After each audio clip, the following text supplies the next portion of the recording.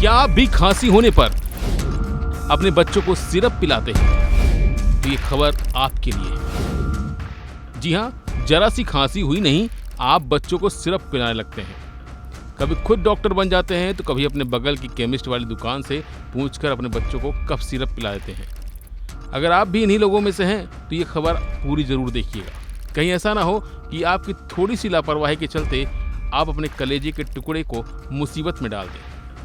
एक सरकारी रिपोर्ट के मुताबिक 100 कप सिरप के सैंपल गुणवत्ता के मामले में फेल हो गए हैं, तो वहीं कुछ में वही रसायन पाया गया है जिससे अफ्रीकी देशों में बच्चों की मौत के लिए जिम्मेदार बताया गया था। कप सिरप को लेकर भारत की फार्मा कंपनियों पर दुनिया के कई देशों में सवाल उठने के बाद अब सरकारी रिपोर्ट में कहा गया है कि कम से कम 100 कप सिरप क्वालिटी टेस्ट में फेल हो गए।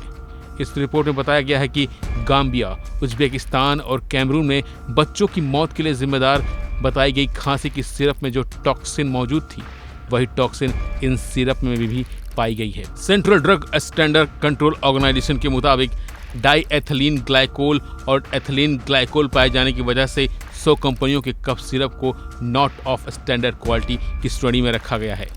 इकोनॉमिक टाइम्स के मुताबिक स्वास्थ्य मंत्रालय को सौंपी गई रिपोर्ट में कहा गया है कि DEG और EG microbiological growth pH volume के आधार पर कफ सिरप को NSQ की श्रेणी में रखा गया है।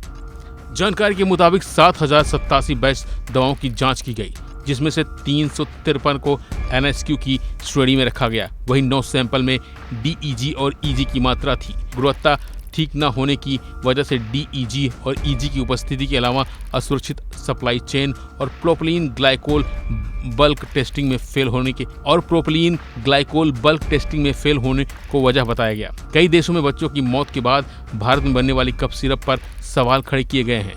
इसके बाद सरकारी और प्राइवेट लैब में इनकी जांच की जा रही है।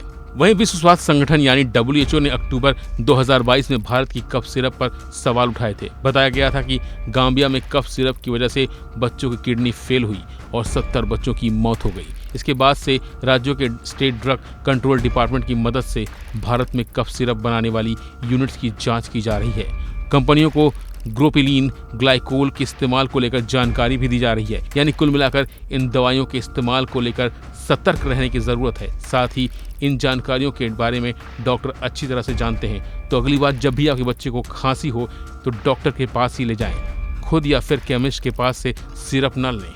फिलहाल के बस इतना ही, बाकी के लिए बने रहिए वन इंडिया हिंदी के साथ।